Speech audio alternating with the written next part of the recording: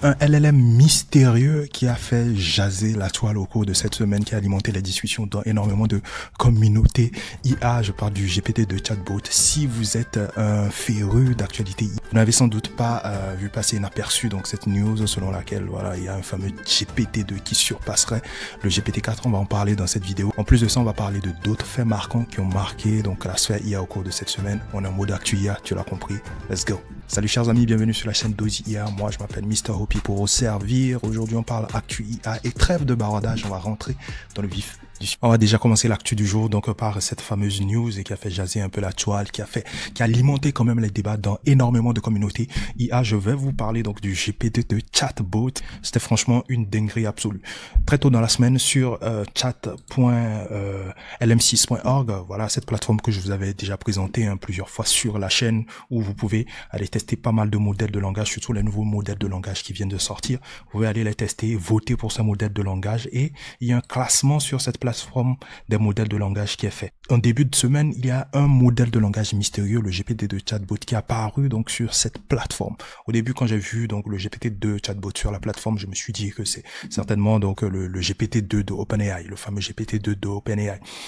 Et pour moi, franchement, ce modèle de langage n'avait pas sa place dans le classement, parce que si on veut aller véritablement tester le GPT-2, franchement, les sorties du GPT-2 comparées au LLM qu'on a aujourd'hui sur le marché sont totalement pourries. Donc, littéralement, je ne voyais pas sa place, au fait, même sur la plateforme. Donc, ensuite, la hype est montée par rapport au modèle de langage. Énormément de personnes l'ont testé et ont eu des retours assez intéressants. Comme quoi, le GPT-2 chatbot avait pratiquement les mêmes capacités que le GPT-4, voire même le Claude 3 Opus.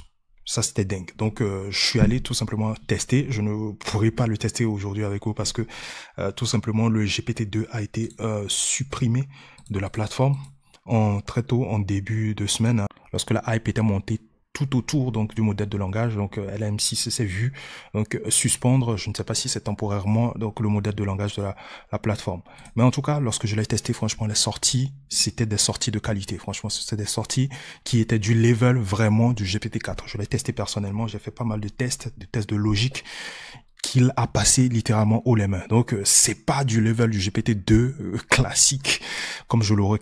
Donc à partir de ce moment, moi, mon hypothèse, c'était que ce GPT-2 chatbot était sûrement une version fine-tunée du GPT-2 original.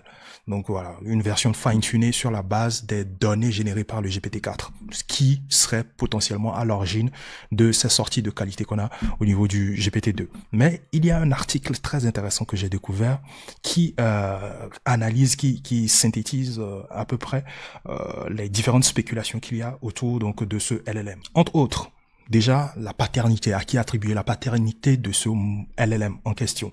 Donc, il y a des pistes qui mèneraient vers OpenAI.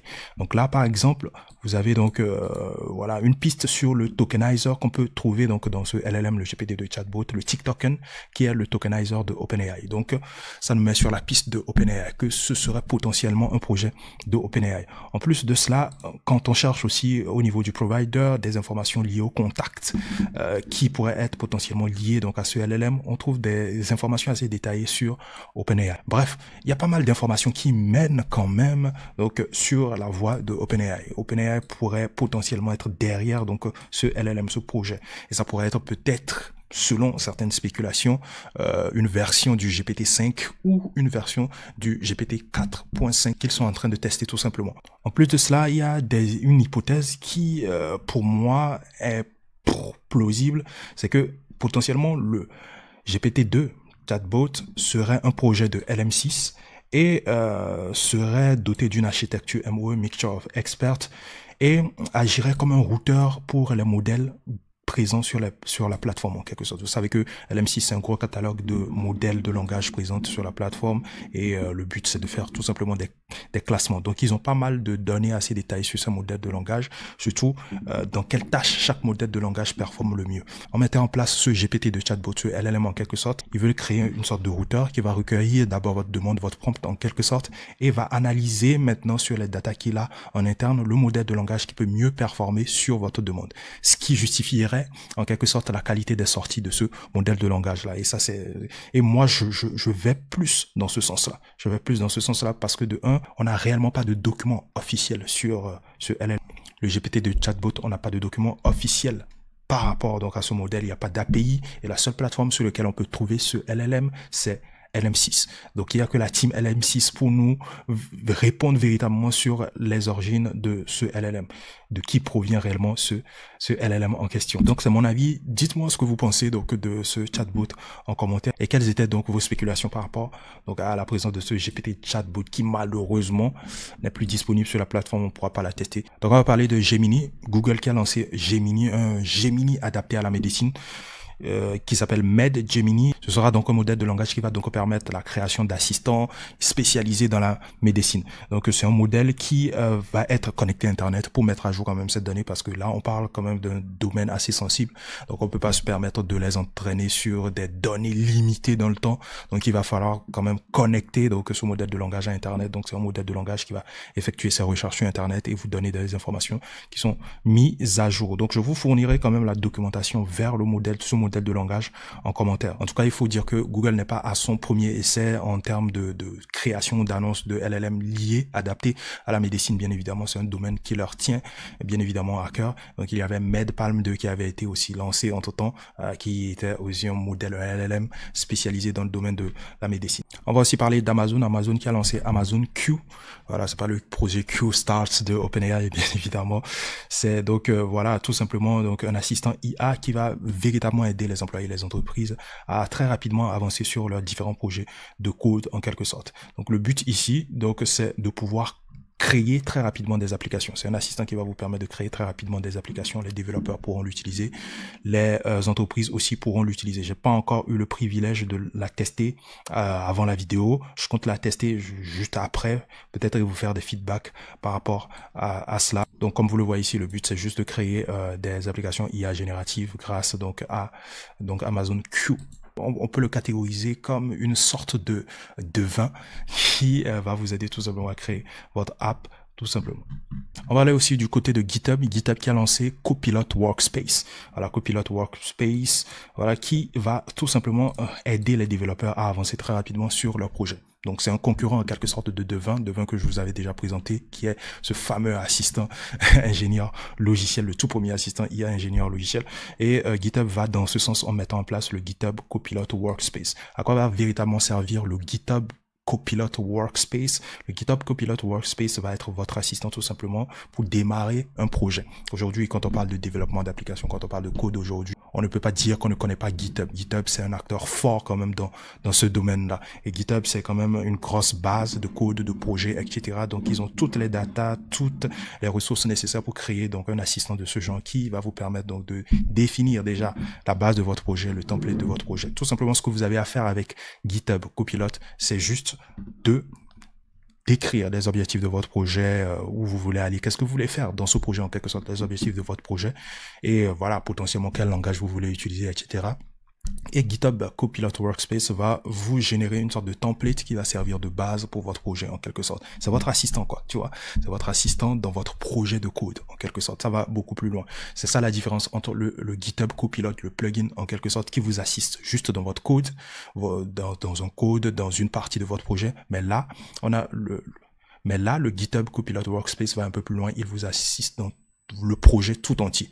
Littéralement. Donc aujourd'hui, si vous avez envie de démarrer un projet de code, vous n'êtes plus obligé de démarrer à partir d'une base vierge. Il y a déjà une base, un template qui vous sera proposé avec le GitHub Copilot Workspace. Je vous invite à aller le tester massivement. Donc petit à petit, GitHub est en train de devenir un acteur fort dans cette course de l'intelligence artificielle et ça c'est très intéressant. Ils sont plus spécialisés dans le domaine du code et donc ils sont en train de faire des choses assez incroyables. Donc voilà tout pour le GitHub Copilot. Je vous mettrai le lien vers les ressources en commentaire si vous voulez l'essayer. Vous avez un try GitHub Copilot ici et puis vous faites un get start with Copilot et puis boum, vous avez déjà même quelques petites démos ici, write a unit test for this function, donc boum. Donc c'est en quelque sorte votre assistant qui va vous aider à très rapidement avancer dans votre projet, à créer peut-être des tests unitaires, à faire pas mal de choses sur votre projet. Si vous l'avez déjà testé, n'hésitez pas à mentionner, à donner vos avis tout simplement en commentaire. Donc cette fois-ci, on va partir du côté de l'Ukraine. Bien évidemment, on va partir du côté de l'Ukraine. Je vous paie un billet et on va en Ukraine, là, maintenant, dans cette vidéo. Donc là, l'Ukraine, le ministère des Affaires étrangères de l'Ukraine a une sorte de porte-parole qui serait une IA.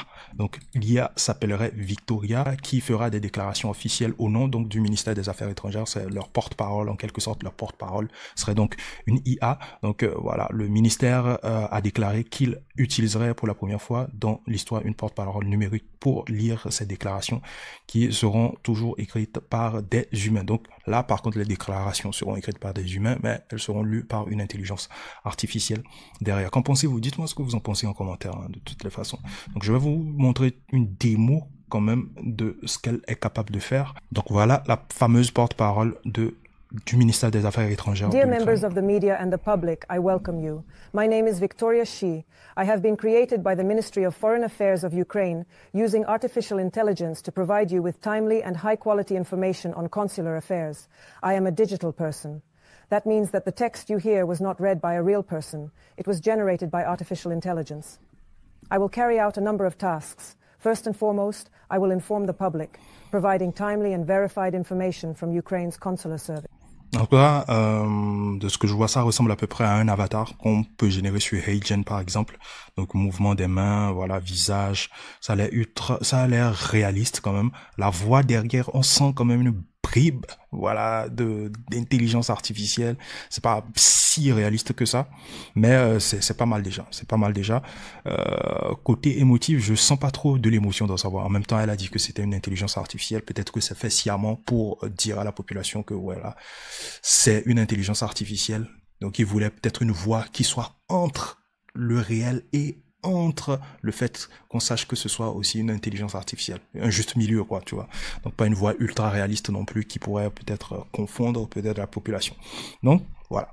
Premier porte-parole dans le ministère des Affaires étrangères. Je pense que c'est une première. Je ne sais pas s'il y a d'autres pays qui ont des porte-paroles de ce genre. Si vous en connaissez, n'hésitez pas à dire cela en commentaire. Donc, on va enchaîner avec Anthropic. Anthropic qui est déjà aussi disponible sur iOS. Donc, si vous avez une application, donc un iPhone tout simplement, donc vous avez la possibilité déjà d'installer donc Claude sur votre téléphone et l'utiliser tout simplement. Et ils ont lancé une offre Teams qui est à peu près aussi l'offre Teams qu'a proposé donc ChatGPT, hein, voilà, sur ChatGPT il y a une offre Teams qui te permet de travailler avec une équipe derrière. Donc ils ont lancé une offre similaire et l'offre on va tous ensemble la voir. Boom. Donc welcome to Team Claude, donc coming soon Team Plan. Bon, ça arrive bientôt, hein, bien évidemment, donc bientôt vous l'aurez. Donc vous avez la possibilité de créer des projets avec votre équipe. Donc vous avez la possibilité donc de chatter, voilà, sur des bases de connaissances classiques, hein. Voilà, c'est disponible sur Claude bien évidemment. Donc la multimodalité y est. Vous avez la possibilité de générer du code, ça il y a aucun souci. Boom. Bref, vous avez la possibilité de faire pas mal de tâches classiques et tout ça avec votre team. Par exemple, vous avez une team qui a la possibilité d'interagir donc sur votre chat tout simplement. Boom. Et ça, c'est au prix de $30 par mois, bien évidemment. Si vous voulez donc souscrire à cela, c'est là. Boom. Donc, boom. Donc, vous venez, vous vous inscrivez et le travail est fait. Donc, j'avais parlé de iOS. Il y a aussi l'application iOS aussi qui est disponible. Donc, boom. Donc, sur iOS, vous avez déjà quelques screenshots quand même de l'application. Donc, vous pouvez télécharger sur l'App Store donc l'application de Claude et commencer par chatter avec tout simplement. Donc là, boom, on peut dire que l'IA devient de plus en plus présente au sein donc des iPhones et ça c'est très intéressant. On va terminer ce tour d'horizon de l'actualité par ce clip qui voilà m'a tapé véritablement à l'œil. Ce clip a été généré par intelligence artificielle et devinez quel modèle a été utilisé derrière pour générer ce clip? Sora. Voilà, un clip, c'est le premier clip musical généré par Sora. Et donc Sora fait encore son bonhomme de chemin, fait son petit bout de buzz en créant donc voilà un clip totalement dingue. C'est totalement fou. Franchement, je pense que Sora c'est l'avenir du cinéma en quelque sorte, hein. C'est l'avenir du cinéma, c'est l'avenir de la vidéo, c'est l'avenir des contenus vidéo quand même sur Internet. Franchement, dinguerie absolue. Je vous mettrai le lien en commentaire pour que vous alliez checker. Donc voilà tout pour aujourd'hui. J'espère que vous avez aimé ce tour d'horizon des quelques actus IA qui ont fait parler d'elle tout simplement au cours de cette semaine. Moi, je vous retrouve tout simplement à la prochaine comme d'habitude pour des tutos, pour des voilà vidéos assez intéressantes sur l'intelligence artificielle tout simplement. Mr. Hopi pour vous servir. À la prochaine.